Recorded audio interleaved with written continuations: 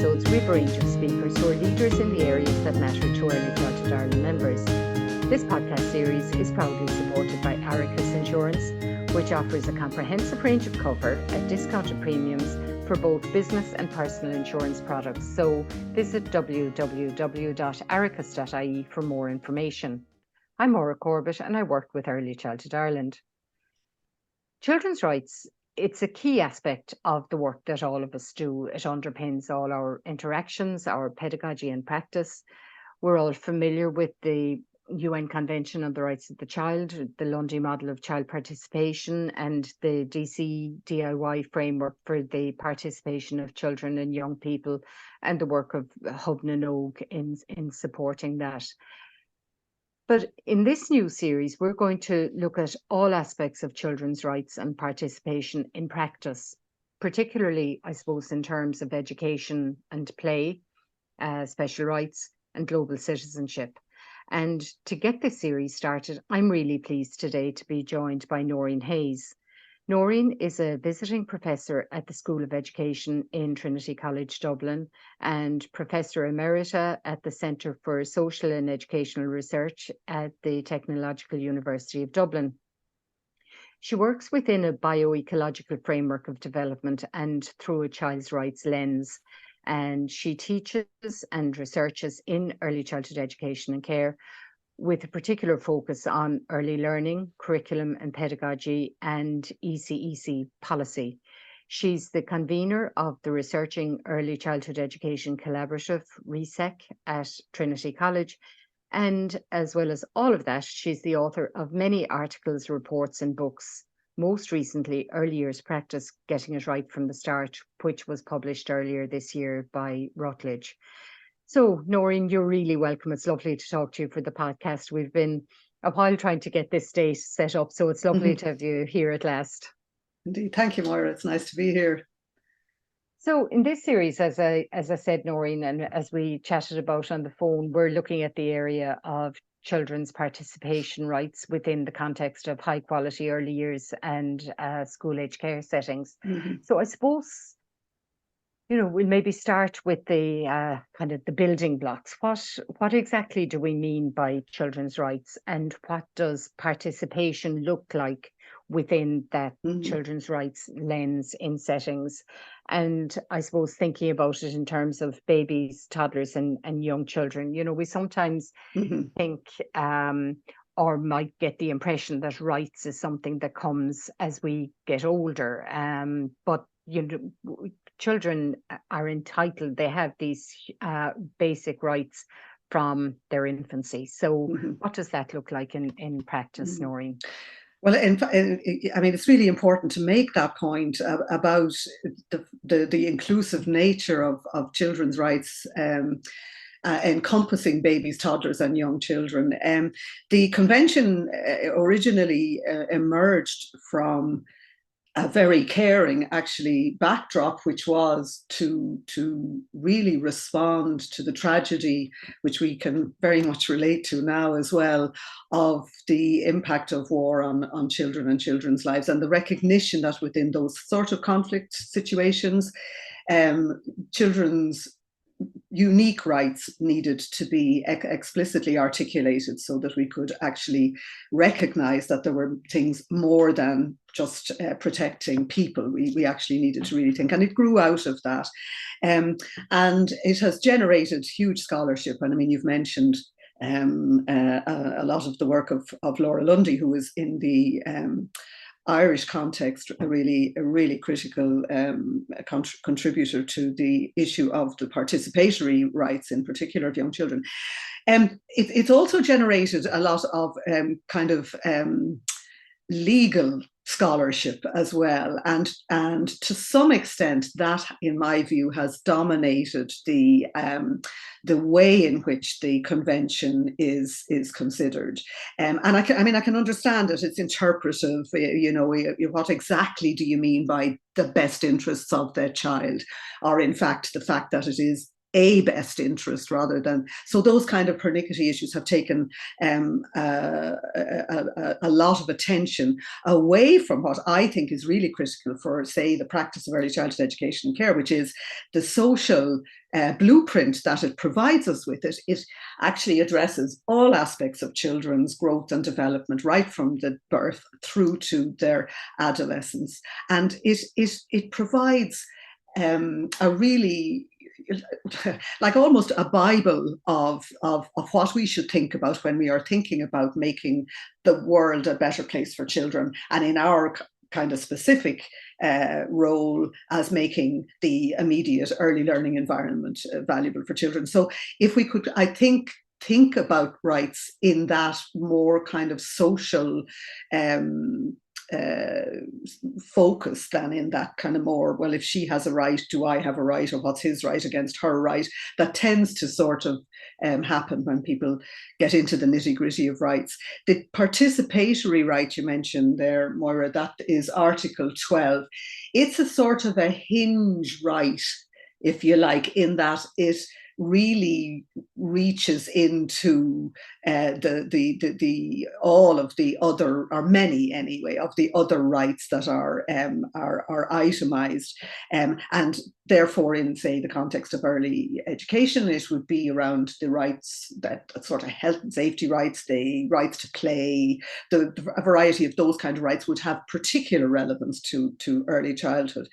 So as you've indicated, I mean, realizing rights in early childhood education really means how we practice early childhood education, and do so in a way, therefore, that realizes children's rights. Now, that all sounds really cool and nice and pleasant, and in fact, there are vast numbers of policy documents, strategy documents, books, guidance, articles talking about that. But making it happen in actual fact turns out to be a little bit more problematic. And that really relates to the fact that, first of all, there are structures which are kind of counteracting just the simple realization of children's rights. There are vested interests which counteract it as well. And so trying to find a way of thinking about making rights real for children brings you then to really kind of difficult arguments that we have to think about, and actually challenges adults to think about what we mean when we talk blithely about a rights-based approach. So in that sense, there's an issue of power. And it is, historically, adults have protected children, and this protection has often been a cloak around which we have limited children, as well as a space within which we have actually empowered children. So we have to look at the balance of power and what that might mean. Just to take a case with a situation, you might actually want to give over to children a kind of level of power that you might find at odds with your sense of your role. Or you might say, how can I give over power to a baby? What would that look like? How do I? And what that looks like actually is how you relate to and respond to the child. It's in that kind of space that rights become shared and realized. And there's probably a bit of fear that comes into that, when you talk about the balance of power, that any time that you talk about, or consider giving power to a baby or a toddler, there's that bit of, well, am I doing my job right? Precisely. Will there be chaos? Where will all this end up? And then maybe there's a fear of an accident or whatever, if the toddler wants to climb, and you're grand letting the child climb. But if they fall, where does that end up? So fear comes into any time in any situation that you're kind of ceding power, there's a fear aspect, isn't there? And those fears have to be named and then addressed, so that should a child have an accident, you're not in a position to be seen as in any way negligent. So and that's where things like, policy, design, principles, rules, regulations, and things come in. So the challenge is not to let the fear limit the quality of the practice. That is the real challenge. And I mean, I know from, it's a while now since I visited students on practice, but I mean, I know when I went even to the very best of students in practice, they would be, they'd know I'd be coming in, and any supervisor, any tutor going knows this thing, they'd be coming and they want to do things right, and they'd have a plan, and they'd have set out the plan, and the plan had to be seen through. And it didn't really matter what was happening in the setting. The plan had to be seen through. And you're watching there and you're looking at the opportunities that the children are providing for the adult to actually shine as a pedagogue, as an educator. But they're kind of trapped by the plan because the inspector or the tutor or the supervisor, whatever is coming. So that is something around professional confidence. It's something I feel really strongly about, Moira. I feel we have in our field, our confidence has been bruised and bruised over the years in terms of how we align ourselves in the exceptionally important and critical nature of the role we provide. And so I feel that in relation, say, to children's rights, realizing children's rights within an early educational context is completely different to realizing those rights in a primary context, and indeed in a school-age childcare context. Now I'm inclined to specifically talk about early childhood settings because I fear that they are so often relegated to being considered or last or not considered. So I think professional identity and trust in your knowledge and your experience, and then you as an adult actually releasing your right to articulate your professional skills. But that demands, it demands a level of understanding. It demands this careful planning that I was talking to you about. It demands a commitment to policies and standing over policies, and that is what the profession is about. And there's an important bit too, isn't there, about that kind of shared understanding within a setting, that yes, that the educators have discussed among themselves, that the settings policies reflect that child's rights lens. Yeah. And that makes it implicit and gives the educators the freedom, I suppose, to operate within that lens rather than feeling constrained in the way they work with children. And when I talk about structures, there are, of course, situations where there are management structures which are at odds with the principles of practice in quality early childhood education, God knows we've had rafts of research coming from early childhood, increasingly from early childhood practice itself, but from psychology, from sociology, from anthropology, from, huge research out there, which really does say simply that the adult working directly with the child is the most important agent in an early childhood education setting, and that play is the process through which children learn, and that the content for learning comes from the child. They are three really simple points, but if you drill into research, that's what the research is showing. Key is the adult. And I think adults, notwithstanding the extremely stressed, as I understand it, situation that a lot of practitioners or educators are working under, the only way that will change, in my view, is when the voice of the professional educator actually stands up with confidence to talk about the importance of what might look like a chaotic situation and be able to explain to a parent or explain to a policymaker or indeed an inspector why actually we do use sand in this way, and we don't mind that the sand and the water work together at some points, and we make sure that it's all cleared and that we actually have the facility to say it. And you can draw then on children's rights to play and what that means developmentally, because children have a right to development that is appropriate to their stage and their ages and so forth. So I think rights can be a very powerful agent of support for the kind of work we do. But we need to be confident and to trust ourselves in being able to articulate that. And you've kind of touched on some of, the next thing I was going to talk to you about was that aspect of, what is quality anyway? I mean, yes, and that has evolved over the years. When I was emailing you about the podcast, I was saying, the first time I met you was many, many years ago in Cork, and you were talking about, defining quality in early years then. That's evolved a lot over the years. We've had, like you say, lots of policies. Shielta wasn't there at the time. Ashler wasn't there at the time. The regulations were still quite new. So, now we've kind of 20 minutes or so. Can you define quality in a kind of a nutshell?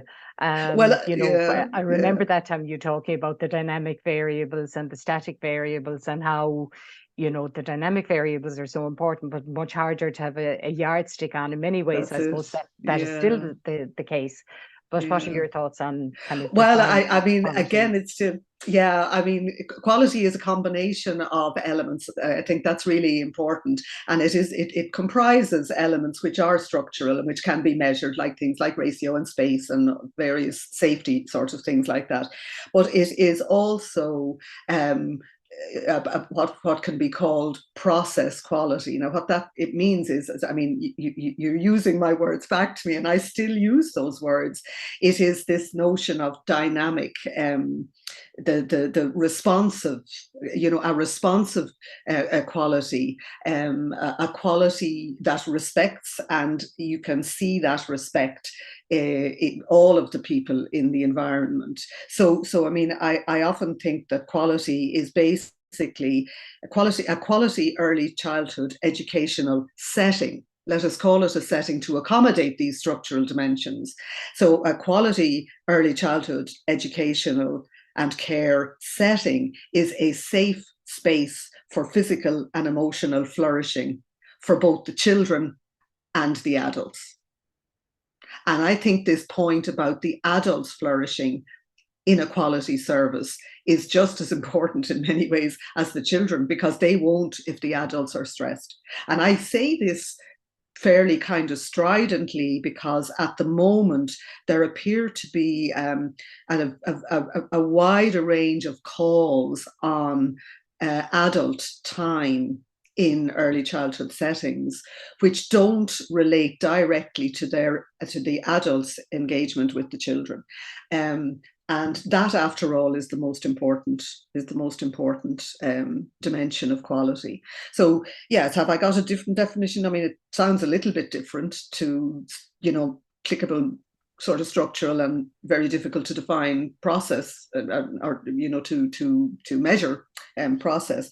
But I think it when you see it, and I think the quality of the provision at the moment is being compromised by the external demands that are being made on early educators whose training is early childhood education, meaning direct work with children. And one of the key elements in quality is time. I mean, if you talk about a safe space for physical and emotional flourishing, that can only happen if you have the time to listen to children, to respond to children, to actually stop and be, with the children. Yeah, absolutely.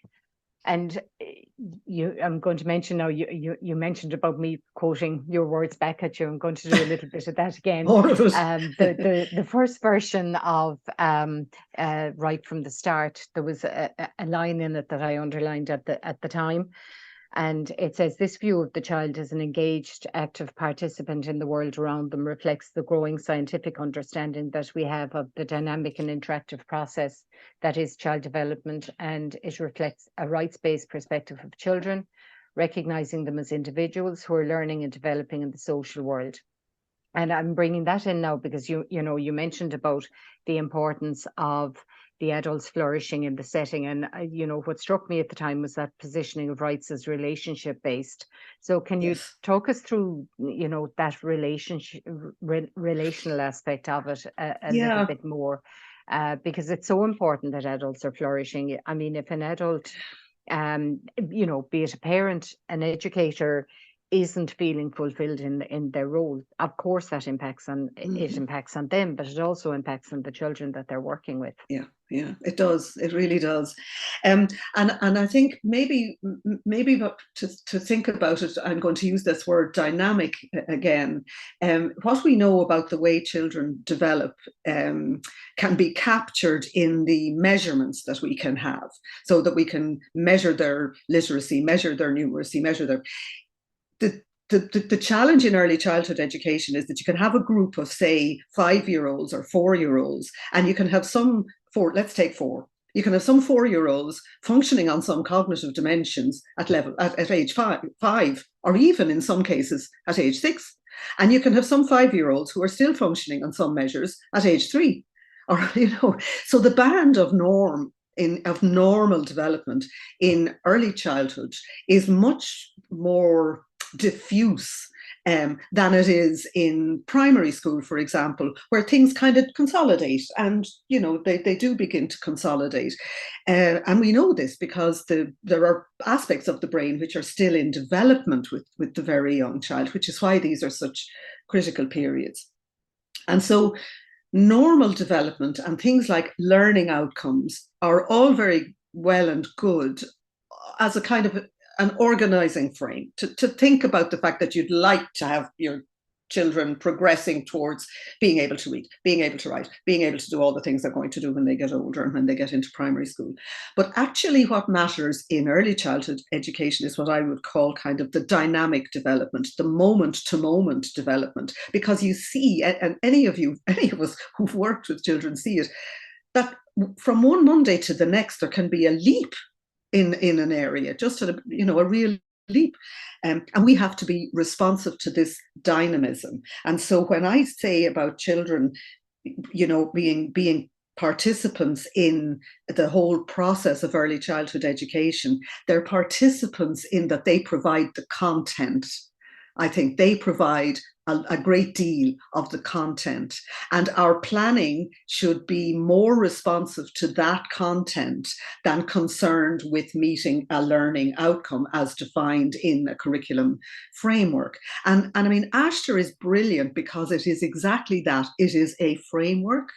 It's not telling anybody what to do. There are examples. The challenge is not to get trapped by a sample. It's like not getting trapped by a package of how-to-dos that you can take from a shop or an online link. It's about actually knowing your own children and trusting yourself to be able to make a judgment about what of the possibilities out there is the appropriate response now to the baby, the toddler, or the older child. So I mean, I've characterized it elsewhere as being our focus in early childhood education, which is what makes it a unique period of education, is on learning opportunities rather than learning outcomes.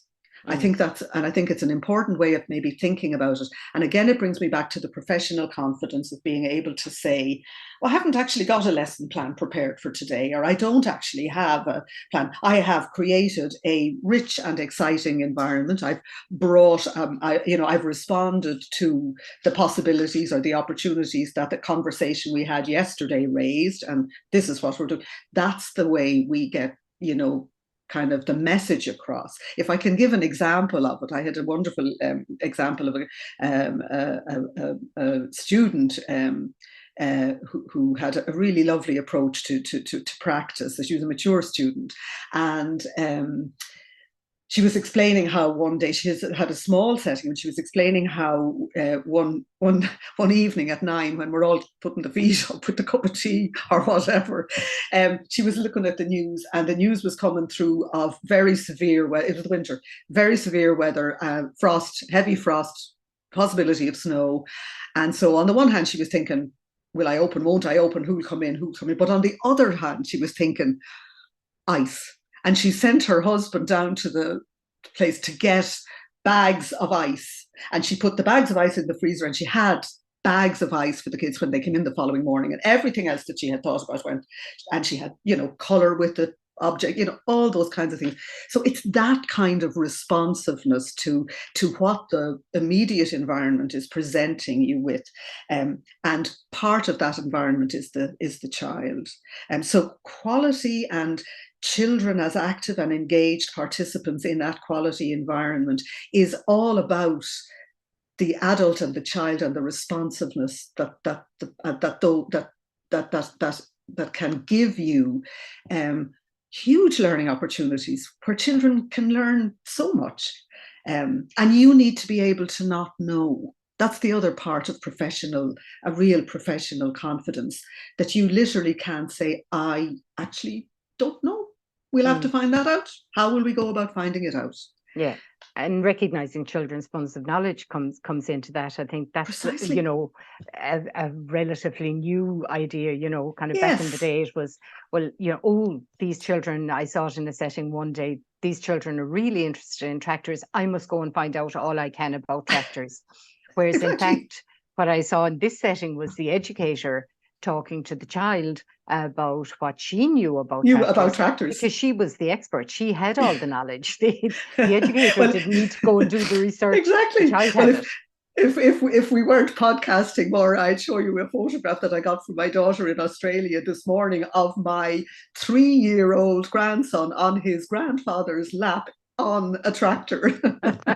So they bring all these experiences, with them. And that's where this issue of content, because, the term curriculum conjures up in the mind a set of things to teach, things to do, and a curriculum framework carrying the word curriculum with it in a way kind of traps itself a bit, because the content of an early years curriculum emerges from the child, their experiences, your experiences, the environment you're in, the other children. That's where it all comes from, which makes it messy. I mean, it does make it messy, and it makes it potentially chaos to somebody who doesn't understand that things aren't all neatly prescribed. But it makes the learning all the richer. In my view, and I think the evidence suggests that it does. And the emotionally kind of comfortable and safe child who can explore and play and chat. And conversation is hugely important at this age. Oral language development is how thinking is happening. It's really important. The child that has that is absolutely ready to go into a more formalized educational setting where they can be taught the skills of reading and the skills of maths. We don't need to do that to any big degree. But if a child wants to read, let a child read. That's cool. Yeah. But we don't need to be doing it. But it's laying the foundations, like you say, in oral language and the love of reading. I mean, seeing reading is something that's enjoyable. And in fact, that's what, and overall, that's what children have a right to. They have a right to a childhood. And early childhood is a very special part of that childhood. And early childhood education and care, where care and the quality of care wraps up all together to be educational. It's an interweave, and that's why it's called education and care. They are so closely interwoven. And they begin then to unravel perfectly normally into children becoming interested in more discrete aspects of science and maths and reading and languages and all those things. That's the natural thing. But in early childhood education, it's a weave, it's a rope. It's been used as an image in so many settings because it's a good image. Yeah. And I'm glad you mentioned about the environment, that, when you gave the scenario of the educator saying, I haven't a lesson plan. You don't need a lesson plan. You document what happens afterwards. Your plan is the provision of the environment and the relationship where you're listening and hearing children's voices, hearing what they're interested in, what they're expressing, and providing for that. You mentioned document there as well, and there's a lot being talked at the moment about documentation.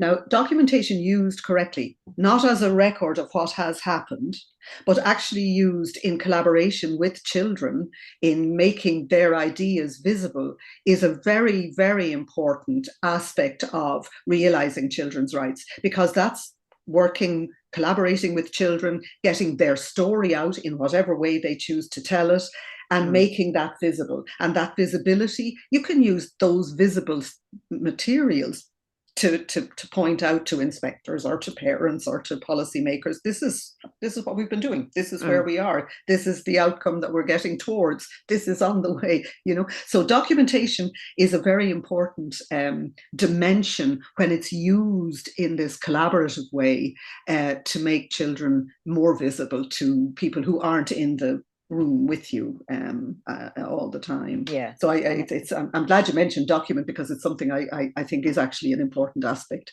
of quality education. It's a really important part of, that you can tick the box to say you, in inverted commas, taught something. It doesn't mean anything has been learned. I often use it in relation to myself and maths. I mean, I did maths right up to leaving cert, but my grasp of maths is sketchy when you get into some of the finer points. So, and what we get, there's so much more to learning than teaching. That's it, because a lot of time we can certainly get performance.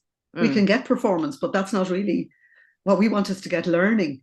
So we can get a group of 11 4-year-olds counting up to 100, doing addition, and some of them even understanding, about subtraction. But I mean, it's a mistake people make, I think, to assume that simply because somebody can say it or can do it, that they actually grasp it and understand it. So learning is a complicated thing. Very, very. And we've mentioned that idea before, that you can have the child who can say, at 2 or 3, 1, 2, 3, 4, 5, 20.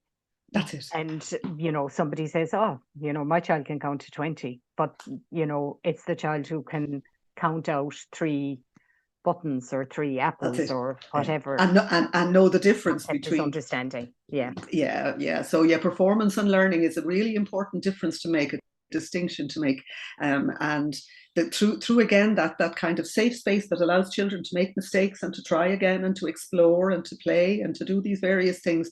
That's where children consolidate.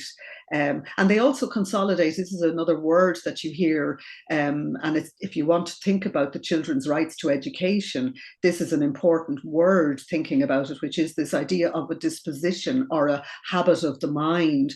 So these ideas, the sort of notions that we have about positive dispositions, and you even mentioned it there about the desire to read, as opposed to working hard at the skill, which could make children actually lose interest in reading. And so encouraging these sort of positive or generative dispositions in children to persevere at things, to problem solve, to look outside themselves to the problem that is external to them and look at the strength they have to solve that problem, rather than what happens for so many children who fail, to think it's their problem, that they are the problem. So it's a very fine balance that the role of the quality early educator really has to play. It's a very fine balance, very, very fine. Yeah. Nóirín, thank you so much for taking part. You've given us so much to reflect on and a lot to mull over as we develop further and further all the time the idea of children's rights, and particularly right to participate in their own education. So thank you very much, Nóirín. Not at all, it was a pleasure. Thank you. And thank you for listening to this episode of Early Childhood Ireland's podcast, which is proudly supported by Aricus Insurance. If you enjoyed it, please subscribe and spread the words to your friends and colleagues, and watch out for our next episode.